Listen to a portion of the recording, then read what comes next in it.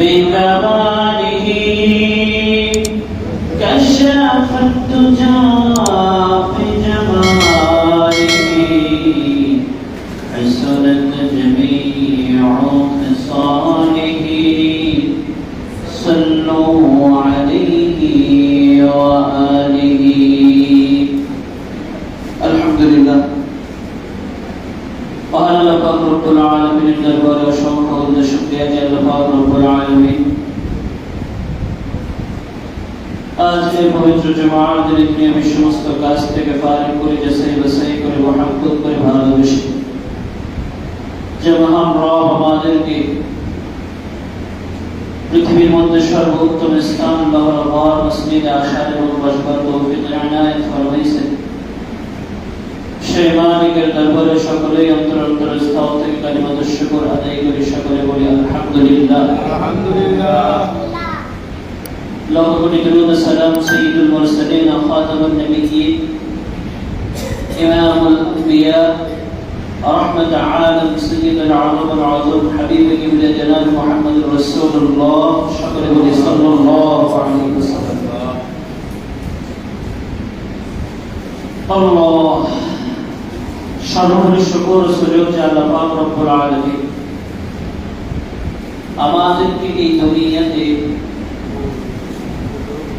সবচাইতে দামি এবং উন্নত হিসেবে সৃষ্টি করেছেন। কথা বল ঠিক কিনা? এই দুনিয়ায় যত মাখলুকাত আছে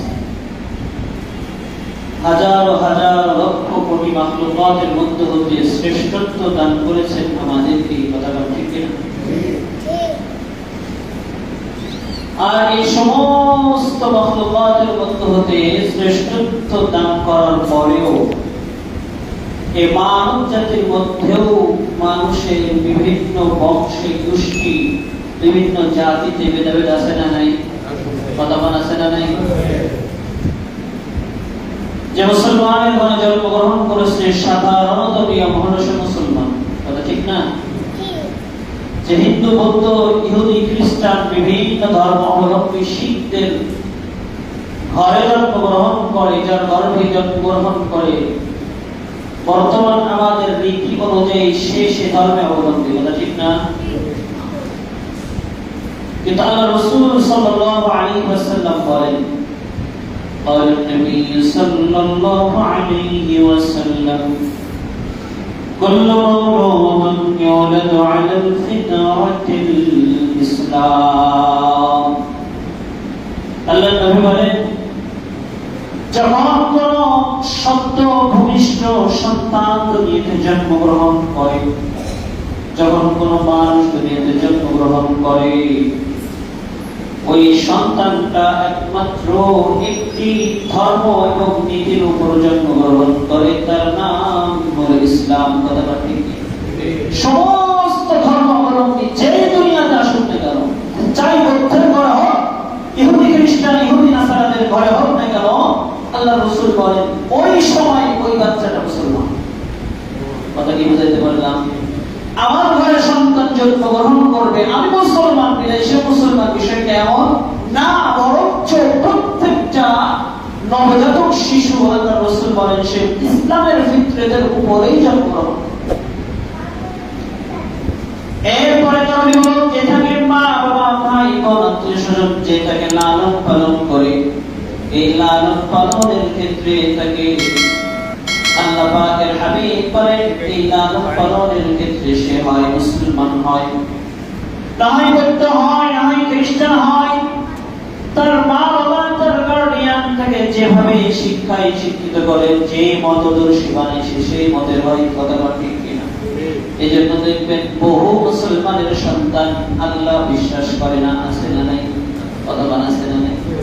জন্মগ্রহণ করে মুসলমানের ঘরে, জন্মগ্রহণের পর বাবা আমার যে কর্তব্য আছে, সর্বপ্রথম কর্তব্য হলো সন্তান যখন জন্মগ্রহণ করবে না নতুন ভূমিষ্ঠ হবে, প্রত্যেকটা সন্তান মুসলমানের সন্তানের কানের মধ্যে এক কানে আওয়াজ দিতে হবে আযানের, আর এক কানে আওয়াজ দিতে হবে ইকামতের। কথা বলেন ঠিক কিনা?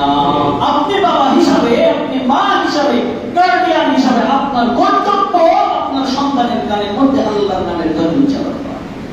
কথা কি বুঝাইতে পারলাম? কিন্তু আমাদের সমাজে এমন বহু মুসলমানের সন্তান জন্মগ্রহণ করে মৃত্যুর পরে কানে আযান হয় না, আছে না নাই? কথা বলা আছে না? বড় বড় উন্নত যে সমস্ত ক্লিনিক গুলো, হসপিটাল গুলো এমন এক সময় ছিল, বিভিন্ন ইসলামিক হসপিটাল যেগুলো আছে সেখানে একজন মুয়াজ্জিন অথবা একজন ইমাম সাহেব সবসময় প্রেজেন্ট রাখা হতো। কথা বলা ঠিক কিনা? এখন বহু জায়গায় আছে। সদ্য ভূমিষ্ঠ জন্মগ্রহণ করার পর যদি আযানের নামাজ করার মতো কোনো মানুষ না পাওয়া যায়, তাহলে ওই ইমাম এবং মুয়াজ্জিনের মাধ্যমে তার কানে আযান ইমামত করা হতো। কথা বলা ঠিক কিনা? কিন্তু আমাদের এখন বর্তমান অবস্থা, ইহুদি খ্রিস্টানদের বিভিন্ন সংস্থা হসপিটাল, ওখানে আপনি আযান দিলেও দিতে দিবেন। আপনি মুসলমানের সন্তান জন্মগ্রহণ করবেন, কিন্তু আপনি আপনার সন্তানের কানে আল্লাহর নামের ধ্বনি দিবেন। দুনিয়ায় আসার সাথে সাথে ওর ওই কথাটা স্মরণ করায় দিবেন, আল্লাহু আকবার, আল্লাহু আকবার, আল্লাহ সবচেয়ে বড়। আপনি এই ধ্বনিটা তার কানে দিবেন, দিতে দিবেন। কারণ আমি তো সেই রূহ জগৎ থেকে প্রচার করে আসছি, এক কথাই এক বাক্যে স্বীকার করে আসছি। আল্লাহ পাক বলেছেন, আলাস্তু বিরাব্বিকুম, আমি কি তোমাদের রব নই? আমরা বলেছিলাম ক্বালু, আমরা বলেছিলাম হ্যাঁ বালা, অবশ্যই আপনি আমাদের রব।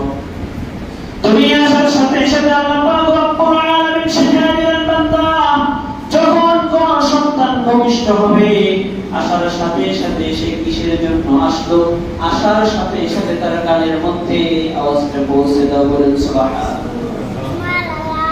অবশ্যই পৌঁছে দিতে হবে। অতএব আল্লাহ পাক রব্বুল আলামিন আমাদের কিন্তু শ্রেষ্ঠত্ব দান করেছেন। এমনি এমনি নাই, কোন কাজ কোন কারণ তো আছে। কথা কান আছে না নাই? আমরা মানুষ হিসেবে আমাদের বহু দায়িত্ব আছে, আছে না নাই? চলার ক্ষেত্রে মানুষের রিজিকের প্রয়োজন হয় কি হয় না? কথা বলেন, হয় কি হয় না? এই জমিনের মধ্যে যত মাখলুকাত রয়েছে, সমস্ত মাখলুকাতের রিজিক দাতা কে? আল্লাহ। জোরে বলেন, রিজিক দাতা কে? আপনি যদি সুদ নাও খান তাও রিজিক দিবেন কে? আপনি ঘুষ খাবেন না, আপনি হালাল পথে চলবেন, হারাম বেঁচে চলবেন, তারপরেও যিনি রিজিক দিবেন তার নাম কে? জোরে বলুন আল্লাহ। অবশ্যই আল্লাহ সকলকে রিজিক দিবেন, দিবেন কি দিবেন না? দিবেন।